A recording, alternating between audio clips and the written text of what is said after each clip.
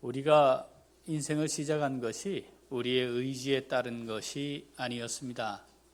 이 중에 어느 누구도 내가 언제 어디서 태어나서 내 삶을 살아야 되겠다 결정한 사람은 없습니다. 지금까지 얼마의 세월을 지내왔든 자기 의지대로 자기가 계획한 대로 인생을 살아온 사람도 아무도 없을 겁니다. 앞으로 남은 인생도 우리의 뜻과 의지대로만 살아갈 수는 없게 될 겁니다. 끝은 내 의지대로 정하여 끝낼 수도 없습니다. 그러니까 하나님의 의지로 시작됐고 하나님의 의지로 끝나게 될 것입니다. 그렇다면 우리 인생에 대한 평가는 언제 내려지는 겁니까? 그 하나님의 뜻이 다 이루어진 때, 그때가 언제죠? 이 땅의 삶이 하나님의 의지와 계획대로 끝났을 때일 겁니다. 그때 내려지는 하나님의 평가가 우리를 향한 최후이자 가장 정확하고 확실한 평가가 되겠습니다. 지금 이 상태라면 나는 하나님께 어떤 평가를 받을까요? 생각해 보셨습니까? 2025년 한 해를 하나님이 평가하신다면 나는 어떤 평가를 받을 수 있겠습니까? 하나님께서 성경에 수많은 사람들을 향해 평가하신 부분들이 있는데 그 중에 정말 이런 평가 받으면 얼마나 좋을까 하는 사람이 있습니다. 하나님 마음에 맞는 사람이라는 평가 받은 거죠. 우리가 잘 아는 다윗입니다. 다윗이 소년 시절에 이 평가를 받았습니다. 인생을 좀 충분히 살았을 때 종합적으로 얘 내 마음에 맞아 이러셨다면 또 그럴 만한데 그 소년 시절에 왕으로 기름 부어 세우시면서 내 마음에 맞는 사람이야 하셨어요. 그런데 우리도 그러하지만 인생을 살아가다 보면 내가 생각지 않았던 다양한 굴곡을 만나게 됩니다. 그때마다 전적으로 하나님 뜻에 맞게 판단하고 살아가지 못하지요. 그 과정에서 실수도 있고 허물도 있고 범죄하는 일들이 발생합니다. 다윗도 그랬을 텐데 정말 완전했을까 하는 생각하게 됩니다. 그런데 하나님은 어쨌든 다윗이 죽은 이후에도 내 마음에 맞는 사람이야 이 평가를 바꾸지 않으셨습니다. 심지어는 그 이후에 일어난 수많은 왕들을 평가하실 때도 딱 그 기준입니다. 다윗과 같아, 얜 됐어. 얘는 안 돼, 다윗과 같지 않아. 이런 거죠. 거기다가 앞으로 오실 인류의 구원자 메시아의 직접 조상으로 그 이름을 사용하십니다. 이야, 어떻게 하면, 어떤 삶을 살면 이런 하나님의 평가를 받으며 살았을까? 그 이후에까지도 이 평가가 바뀌지 않았을까? 그래서 우리는 다윗이 어떤 삶을 살았는지 함께 말씀을 나누어 왔습니다. 4번. 기억나시나요? 가물가물하시죠?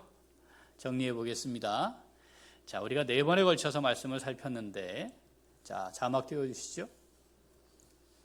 첫 번째, 읽어보죠. 마음의 중심이 하나님을 향한 삶이었습니다. 하나님 마음에 맞는 건 뭐예요? 마음의 중심이 하나님을 향했느냐. 하나님 딴 거 보시지 않겠다는 거예요. 네가 얼마나 잘났냐, 뭘 했냐, 이런 거 안 보시겠다는 거. 뭐 보시겠다?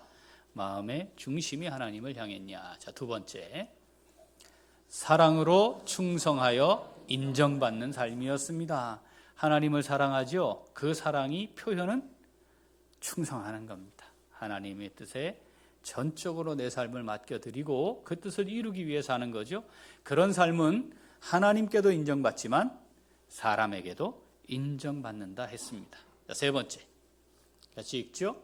그 어떤 고통 가운데 있어도 하나님의 뜻과 방법을 따라 하나님의 때를 바라보며 인내하는 삶이었다 했습니다. 고통 가운데 있어도 하나님의 뜻과 방법에 맞추는 겁니다. 하나님의 정하신 때가 있을 것을 바라보면서 하나님의 방법이 아니면, 하나님의 뜻이 아니면 하지 않는 겁니다. 하나님의 뜻대로 또 하나님의 방법대로 하나님이 나를 기름 부으셨으니 하나님이 세우실 것이다 믿고 사울을 살려주었습니다. 그게 바로 인내하는 삶이었다 했습니다. 자, 네 번째, 하나님을 최우선으로 삼고 하나님을 기쁘시게 해드리는 삶이었습니다. 우리 인생에 가장 우선되는 건 뭡니까? 나의 생각, 나의 판단, 내 만족, 내 기쁨, 나의 즐거움. 우리가 사실 그렇게 살아갈 수밖에 없는 연약한 사람들이죠. 그런데 다윗은 가장 우선순위에 놓인 것이 하나님이었습니다. 그리고 어떻게 하면 하나님이 기뻐하실까에 초점을 맞춘 삶을 살았습니다. 그러니까 하나님, 내 마음에 맞는 사람이다, 그 평가를 거두지 않으셨습니다. 자, 오늘은 이어서 다섯 번째가 되겠습니다. 드디어 다윗이 이제 왕이 되었습니다. 자, 그동안은 불완전한 통치자의 기간도 있었고 왕이 되기까지의 어렵고 고단한 시간이 지났죠. 이제 왕이 되었어요. 그런데 다윗은 어떻게? 하나님이 자기 삶의 가장 중요한 의미와 가치였으니까 이제 마음껏 하나님을 위해 살아가면 됩니다. 왕이니까 하고 싶은 거 다 할 수 있는 건데 다윗이 하고 싶은 건 하나님을 위한 것이었으니까 이제 그야말로 하나님의 뜻대로 하나님의 영광을 위해 하면 되는 자리에 올랐습니다. 그런데 어느 날 왕궁을 거닐다가 밤에 한 여인이 목욕하는 걸 봅니다. 그 당시에는 부관인지 뭔지 잘 모르겠지만 뭐 수하가 있었겠죠. 누군지 알아봐라 했더니 충성스러운 부하 장군의 아내였습니다. 데려와. 그래서 하룻밤을 지내고 돌려보냅니다. 왕이었기 때문에 할 수 있는 일이었습니다. 그리고 왕이었기 때문에 이걸 덮고 완전 범죄로 감출 수도 있었습니다. 왕의 권력으로. 끝난 것 같습니다. 그런데 소식이 들려옵니다. 임신했습니다. 자, 이제 중요한 건 이 시점이에요. 죄를 범했습니다. 그리고 죄를 덮었는데 안 덮어집니다. 자, 이 상황에 하나님 앞에 다윗이 정말 민감하게 반응하는 그 채로 있었다면 하나님과의 관계에서 이 문제를 바라보았을 텐데 지금 다윗은 자기 마음과 육체대로 하고 싶은 육체의 본성에 사로잡혀 있습니다. 이때 분명히 성령께서도 말씀하실 텐데 그 감각을 잃은 겁니다. 그러면 이제 무감각해지죠. 그러면 죄를 범한 후에 그 죄를 덮기 위해 또 다른 죄를 범하는 것은 이젠 그냥 좌우를 돌아보지 않고 거기에 잡혀 쓸려 들어가게 됩니다. 다윗이 딱 그랬습니다. 자, 임신했다는 사실이 알려졌습니다. 아, 내가 한 짓이 이제 드러나게 될 판입니다. 그러면 하나님과의 관계에서 확인이 되면 이게 해결이 될 텐데 자기 마음과 육체가 원하는 육체의 본성에 사로잡혔습니다. 어떻게 한다고요? 그럼 이걸 덮어야 합니다. 또 덮기 위한 죄를 범하는 거죠. 몇 번이나 했을까요? 3번에 걸쳐 아주 용의주도하게 범죄를 이어갑니다. 첫 번째 작전, 전장에 있는 우리아를 불러들입니다. 어떻게 하려는 거였죠? 우리아를 집으로 보내서 그 아이가 우리아의 아이인 것처럼 하려고 했습니다. 그런데 우리아를 불러서 집으로 잠깐 휴가해라 했는데 우리아가 이렇게 말해요. 언약궤와 이스라엘과 유다가 야영 중에 있고 내 주 요압과 내 왕의 부하들이 밭갓 들에 진치고 있거늘 내가 어찌 내 집으로 가서 먹고 마시고 내 아내와 함께 잠을 잘 수 있겠습니까? 사실은 이 우리아의 이 말이 하나님께서 1차적으로 다윗을 향해 주신 말씀이었습니다. 그런데 이미 하나님의 말씀을 들을 수 없는 상태에 놓여 있었던 다윗, 다음 작전을 합니다. 우리아에게 술을 먹입니다. 그래서 정상적인 신앙적으로 판단하고 있는 우리아, 이거 헷갈리게 만들기 위해 술을 사용하고 그 술 힘으로 집으로 가게 만드는 작전이었습니다. 우리 잘 알죠? 성공했습니까? 실패했습니까? 실패합니다. 그러면 이거 아닌가 할 수 있어야 하는데 그렇게 되질 않습니다. 죄의 올무가 돼버리면 그 판단을 잃어버리죠. 그래서 이제 계속 가던 길을 가야 합니다. 2차 작전. 요압에게 서신을 보냅니다. 우리아를 위험한 상황을 만들고 우리아를 거기에 보내 죽게 하라. 자, 요압 입장에서는 도대체 왕이 뭔 생각인지 잘 모르지만 왕의 명령이니까 군인은 명령대로 하는 겁니다. 그렇지 않겠습니까? 그래서 우리아를 죽이는데 우리아만 죽인 것이 아니라 우리아와 함께 수많은 하나님의 사람들이 함께 죽는 일이 벌어집니다. 2차 작전은 성공했습니다. 우리아를 제거했으니까. 그 다음 3차 작전. 그건 바세바가 낳은 아이가 궁으로 온 다음에 임신한 아이인 것처럼 꾸민 겁니다. 그래서 객관적으로는 지금 지아비를 잃어버린 과부가 된 바세바를 왕이 은혜로 거둬들이는 형태를 취한 겁니다. 그래서 취했고 그 아이가 그 이후에 생긴 것처럼 위장한 겁니다. 3차 작전도 성공했습니다. 자, 이제 이렇게 모든 상황은 덮였고 다윗이 범죄한 것은 더 이상 문제가 되지 않는 상황인 것처럼 보였습니다. 자, 그런데 이 사건은 굉장히 죄질이 나쁜 겁니다. 우리가 죄를 범할 수 있죠. 우리가 어떤 형량을 정할 때 이 죄질이 나쁘다, 죄질이 가볍다, 그러면 거기에 맞추어서 죄를 정하잖아요. 그런데 지금 다윗이 범한 죄는 굉장히 죄질이 나쁜 거였습니다. 왜냐? 첫 번째는 자기의 욕구를 충족시킨 것이었기 때문입니다. 다시 말하면 부득이해서 어쩔 수 없이 그럴 수밖에 없었습니다. 이게 성립이 되지 않는 겁니다. 잘 아시는 것처럼 당시 왕은 모든 여인을 자기 아내로 취할 수 있었습니다. 솔로몬은 왜 몇 명이라고 그랬죠? 1000명 아니었습니까? 그러니까 자기의 해결하고 싶은 이 욕구를 해소할 수 있는 방법이 많이 있었습니다. 그러니까 얼마든지 해결할 수 있는 방법이 주어져 있는 사람이었는데 그 순간에 자기의 욕구를 해소하기 위해 그 여인을 취한 거죠.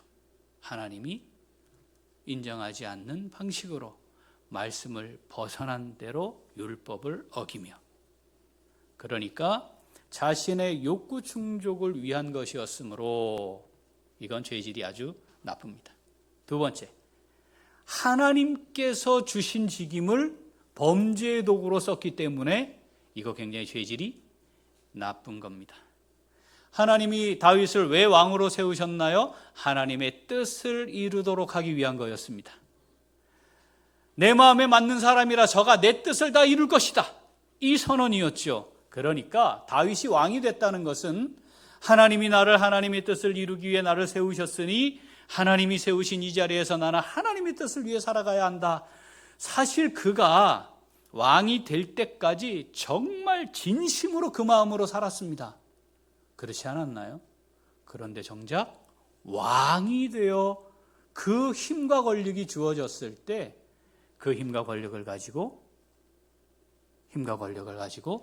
범죄를 한 것이죠. 하나님은 모든 사람들에게 무엇인가를 더하여 주십니다. 하나님께로부터 받지 않은 사람은 이 세상에 존재하지 않습니다. 우리 이 땅에 올 때 맨몸으로 왔습니다. 죽을 때는 어떻게 되나요? 맨몸으로 갑니다. 그러니까 다 받은 겁니다. 우리가 그래서 고백하지 않나요? 주님, 이렇게. 주인님, 그 말이잖아요. 그러니까 우리는 청지기로 사는 겁니다. 다윗만 왕위를 하나님께로부터 받은 사람이 아니고 우리 모두가 다 하나님께로부터 다 받은 것으로 지금까지 살았습니다. 앞으로는 어떨까요? 하나님이 더하시는 것으로 또 살아가게 될 겁니다. 아무리 많은 게 있어도 너는 오늘까지야 하면 그거 다 내 것이 아니라는 사실 우리 잘 압니다.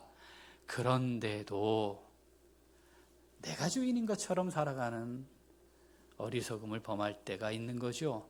하나님께서 지금 이 다윗의 삶을 통해 우리에게 같은 말씀을 하고 계십니다. 네가 가진 시간 내가 너한테 준 거야. 너 지금 입고 있는 옷 내가 너한테 준 거지. 네가 살고 있는 집 내가 너한테 준 거란다. 네가 갖고 있는 돈 그거 내가 너한테 준 거 아니냐? 내가 너에게 왜 줬니? 왜? 하나님의 영광을 위하여 사용하라고. 하나님의 뜻을 이루어 드리는 데 쓰라고 우리에게 시간도 주시고 건강도 주시고 재물도 주시고 거처할 집도 주신 것이죠. 그런데 다윗이 이걸 놓쳤습니다. 그래서 내 것이 되고 말았습니다. 그 순간 자기를 위해 그것을 쓰게 된 것이죠. 자, 여기까지 아주 죄질이 나쁩니다. 다윗이 범죄했습니다. 그리고 이 범죄의 내용을 보면 죄질이 아주 나쁘기 때문에 하나님이 이 다윗을 즉시 제거하셨어야 되지 않나?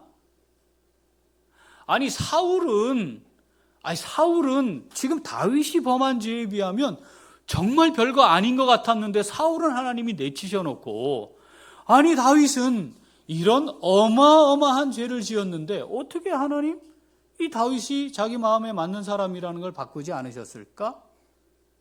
뭐가 있는 거겠죠. 자, 사무엘하 12장 7절부터 읽어보겠습니다. 나단이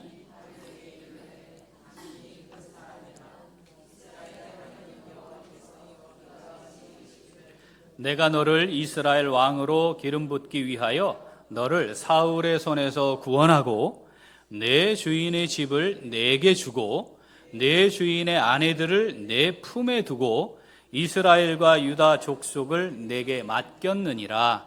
만일 그것이 부족하였을 것 같으면 내가 내게 이것저것을 더 주었으리라.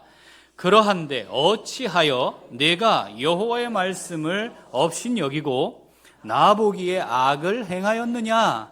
내가 칼로 햇사람 우리아를 치되 암몬 자손의 칼로 죽이고 그의 아내를 빼앗아 내 아내로 삼았도다. 아멘. 하나님이 나단 선지자를 보냈습니다. 그리고 지금 이 말씀을 다윗에게 직접 선언하셨습니다. 내용은 이겁니다. 아니 내가 너에게 더하지 않은 것이 어디 있느냐? 네가 필요하다면 내가 앞으로도 계속 더하여 줄 것인데 어떻게 우리아를 죽이고 그 아내를 뺏을 수 있느냐? 뭐가 부족하였길래 너 그러니? 뭐 이런 겁니다. 내가 너에게 더하여 준 힘, 내가 너에게 더하여 준 왕의 권력, 그건 나를 섬기기 위한 것이 아니냐? 너 그렇게 살지 않았니? 그런데 도대체 이게 무슨 일이냐? 자, 이때 다윗입니다. 이제 어떻게 하면 될까요? 나단을 죽이면 됩니다. 탈로 났다. 들켰다. 어떻게 하면 돼요? 덮으면 되지요. 바로 직전까지 다윗이 덮기 위해 뭘 했나요? 1차, 2차, 3차 아주 용의주도한 작전을 권력을 이용해서 우리아뿐 아니라 그 정말 죄 없는 백성들까지 죽이는 짓을 할 정도로 다윗이 용의주도하게 할 수 있었습니다. 그러니까 지금은 어떻게 하면 돼요? 나단 죽이면 되잖아요, 그냥. 그럼 덮는 거지 뭘. 그런데 이 순간 다윗이 하나님 앞에 돌이킵니다. 자기에게 말씀이 임했을 때 그 말씀에 즉각 반응했습니다. 하나님께로 돌이킵니다. 내가 죄를 범하였습니다. 하나님이 다윗을 향한 내 마음에 맞는 사람이다 라고 하신 그 평가를 거두지 않은 것은 다윗이 죄 없는 완전한 인생을 살았기 때문이 아니었다는 겁니다. 위로가 좀 되죠. 다윗의 삶을 이렇게만 놓고 보면 야, 나는 저럴 수 없는데 사울 그거 죽였어야지. 그거 살려줘? 아니 그리고 하나님의 뜻을 구해?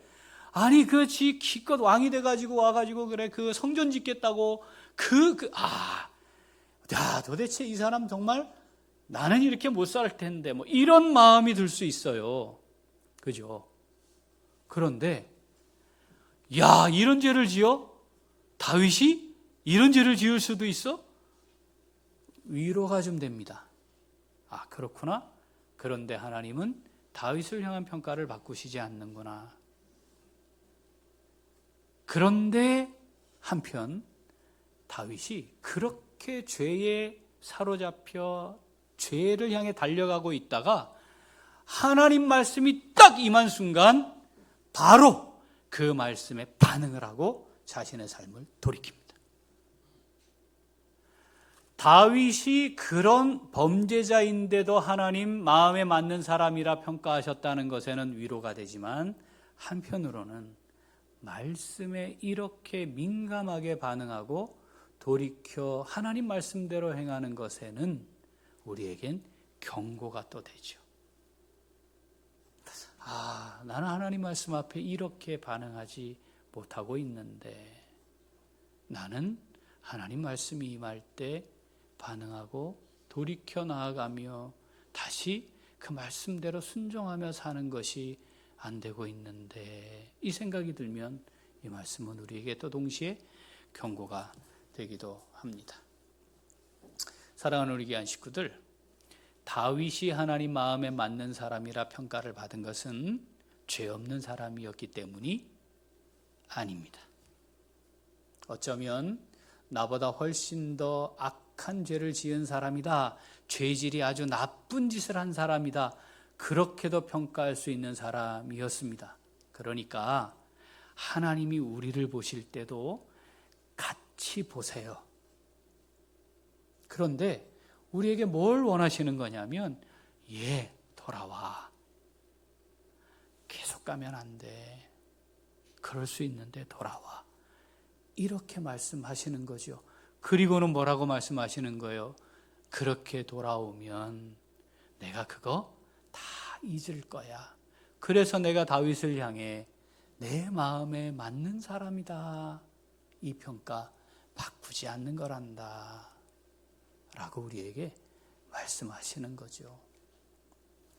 사랑하는 우리 귀한 식구들, 하나님이 우리에게 지속해서 말씀하실 겁니다. 이 땅의 삶이 끝나는 마지막 순간까지 하나님 우리를 향해 말씀하실 겁니다. 말씀이 내게 임할 때 하나님과의 관계를 돌이켜 회복하는 은혜가 있기를 소원합니다. 하나님 말씀대로 다시 순종함으로 다시 하나님이 나를 향해 지니고 계시는 아름다운 뜻과 계획을 향해 걸어나가는 복된 삶으로 회복됨의 은혜를 누릴 수 있기를 소원합니다.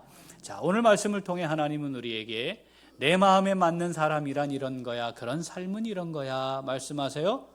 어떤 삶입니까? 같이 읽어보겠습니다. 말씀이 부딪힐 때 즉각 반응하여 회개하고 순종하는 삶입니다. 한 번 더. 말씀이 부딪힐 때 즉각 반응하여 회개하고 순종하는 삶입니다. 사무엘하 12장 13절 같이 읽죠. 사무엘하 12장 13절 오늘 본문이죠. 다윗이 나단에게 이르되 내가 여호와께 죄를 범하였노라 하매 나단이 다윗에게 말하되 여호와께서도 당신의 죄를 사하셨나니 당신이 죽지 아니하려니와. 아멘. 다윗이 할 수 있는 일이 선택지가 많았습니다. 직전까지 다윗이 했던 짓을 돌아보면 나단도 제거하고 더 이상 퍼져나가지 않도록 잘 덮을 수도 충분히 있었을 겁니다. 그거 할 수 있는 권력 여전히 지니고 있는 사람이었습니다. 그런데 오늘 말씀을 보면 나단이 하나님의 말씀을 전했을 때, 죄를 지적했을 때 즉시로 회개합니다. 내가 하나님께 죄를 범하였노라. 다윗은 사실 하나님 앞에 눈물의 시간을 많이 가졌던 사람입니다. 그리고 하나님의 때를 기다리며 그 괴롭고 고통스러운 순간에 하나님 앞에 눈물로 시간을 보냈던 것이 참 많았던 사람입니다. 그런 일생을 산 사람입니다. 우리 시편 6편 6절 읽어볼까요? 내가 탄식함으로 피곤하여 밤마다 눈물로 내 침상을 띄우며 내 요를 적시나이다. 아멘. 이 다윗은 하나님 앞에 서서 자신의 삶의 모습을 늘 돌아보며 하나님과의 관계를 회복하는 것이 무엇인지 알았던 사람입니다. 안타깝게도 그 경험, 그 체험들이 있는 사람들인데도 가끔 보면 하나님의 말씀이 주어질 때에 여전히 고집과 회개하지 않는 상태에 머물러 있는 사람들을 보게 됩니다. 사랑하는 우리 귀한 식구들, 하나님의 말씀이 우리에게 임하는 것은 은혜입니다. 하나님이 우리를 살리시고자 함이죠. 만약에 하나님이 버려두시면, 살리실 마음이 없으면 로마서에 있는 말씀처럼 그냥 내어버려 두신다 했습니다. 상실한 마음대로 내어버려 두십니다. 자기들이 하고 싶은 대로 두는 거죠. 그러나 하나님께서 살리고자 하시면 가장 먼저 말씀으로 우리를 찔러 쪼개는 일을 하십니다. 그것은 구부러진 우리의 마음, 부러진 다리처럼 죄로 물든 우리의 마음을 고통스럽지만 그 부러진 다리를 다시 붙여야 성한 다리로 살아갈 수 있게 되는 것처럼 그 과정을 거치게 하는 것이죠. 그래야 살릴 수 있으니까. 다윗은 하나님 앞에 그런 마음의 중심이 분명했던 사람이었습니다. 그래서 비록 죄를 범하고 죄에 사로잡혀 하나님을 떠나 죄의 길로 달려갔지만 말씀이 임할 때에 민감하게 반응할 수 있었습니다. 이 지점이 중요합니다. 민감하게 즉각 반응하는 것이 필요합니다. 죄의 짐을 벗어내려면, 죄의 올무에서 벗어나려면, 죄의 길을 돌이키려면 고통스러운 시간이 있어야 함은 분명합니다. 그것 때문에 그 자리를 유지하려고 하는 것은 매우 어리석은 일이라는 것을 우리 기억합시다. 제가 여러 차례 말씀드리지만 우리가 어떤 죄를 범해서 죄인이 되는 게 아닙니다. 우리가 본질상 죄인입니다. 그래서 죄를 지으며 사는 겁니다. 우리는 언제든 그럴 수 있는 사람들입니다. 그러니까 기억합시다. 하나님 말씀하실 때 나를 살리시려는 것이다. 기억하고 즉각 반응해서 돌이킵시다. 그러면 다시 생명의 길을 향해 갈 수 있습니다. 4일 후에 주님 오신 날을 기억하는 성탄절로 지키며 예배하게 될 겁니다. 왜 주님이 하나님이심을 내려놓고 이 땅에 사람의 모양으로 종의 형체를 가지고 오셔야만 했습니까? 이유가 뭡니까? 우리 스스로 죄의 문제를 해결할 능력이 없기 때문 아니었습니까? 만약에 우리 스스로 해결할 수 있었다면 하나님이 사람이 되어 고난받는 이 일은 절대 일어나지 않았을 겁니다. 이것 외에는 방법이 없는 우리의 상태가 그러하기 때문에 우리 주님이 오신 겁니다. 우리가 그런 상태에 놓여 있는 사람이라는 것이 드러나는 것, 이건 부끄러운 일이 아닙니다. 그때의 죄를 덮으며 살려고 하는 것이 부끄러운 일인 겁니다. 그것이 여전히 죄 가운데 있는 일인 것이죠. 즉각 반응합시다. 하나님 말씀이 임할 때 즉각 반응합시다. 자, 그런데 즉각 반응한 그때만로만 끝나면 안 돼요. 우리 잘 알죠? 주님이 주신 비유의 말씀이 땅에 떨어집니다. 어디에 떨어지죠? 길가에 떨어지고 돌밭에 떨어지고 가시떨기에 떨어지고 좋은 땅에 떨어집니다. 길가에 떨어진 거에 아예 시작도 못했어요. 돌밭에 떨어지면 뿌리가 나는 척합니다. 그런데 흙이 얕으니까 말라 죽죠. 그 순간, 싹이 나는 그 순간까지는 이게 뭔가 된 것 같지만 아닌 겁니다. 가시떨기에 뿌려졌습니다. 예? 뭔가 좀 되는 것처럼 보입니다. 순간적으로 기쁨도 있고 감격도 있고 하나님을 체험했고 내가 그랬습니다. 그래서 하나님을 찬양하기도 하고 기뻐하며 또 하나님 앞에 진심으로 감사하고 뭐 그런 것도 좀 있었습니다. 그런데 시간이 지나면서 고난도 오고 어려움도 오고 돈의 유혹에 넘어가고 뭐 이런 상황이 되면 결실하지 못하는 것이 된다 했습니다. 좋은 땅, 그 말씀을 받아 순종하는 거여야 합니다. 말씀에 즉각 반응합시다. 그래서 돌이킵시다. 아, 그렇군요. 하나님 지금 제게 말씀하시는 거군요. 돌아갑시다. 하나님께로. 그리고는 그 하나님의 말씀대로 순종합시다. 그러면 100배, 60배, 30배 결실케 하시는 하나님의 놀라운 복과 은혜를 또 누리게 될 것입니다. 당장 그게 고통스러울 수 있습니다. 고통스럽죠. 그래서 다윗이 금식하며 시간을 보냈습니다. 그 과정이 필요하겠죠. 하나님 앞에서 내 죄를 정리해야 하니까. 그럼에도 불구하고 그 과정을 거친 후에 하나님이 나를 통해 더하여 주실 영원한 이 세상의 것들과 잠시 있다 썩어질 것들과 비교할 수 없는 하나님의 영원한 것으로 갚아주실 것을 우리가 기대하고 바라는 것이 바로 그것이니까 그것을 향해 우리의 걸음을 옮겨야 할 것입니다. 사랑하는 우리 귀한 식구들, 우리는 범죄하며 사는 사람들입니다. 죄 안 짓고 살 수 없습니다. 중요한 것은 그 순간부터 죄의 길로 달려가지는 말아야 합니다. 하나님이 나를 살리기 위해 말씀하실 때에 그 말씀에 귀를 닫지 말아야 합니다.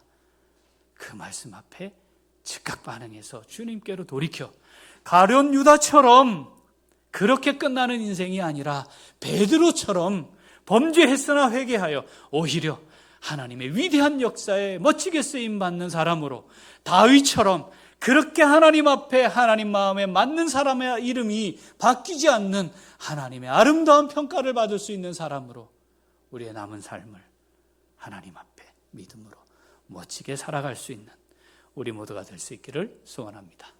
아멘. 기도하겠습니다.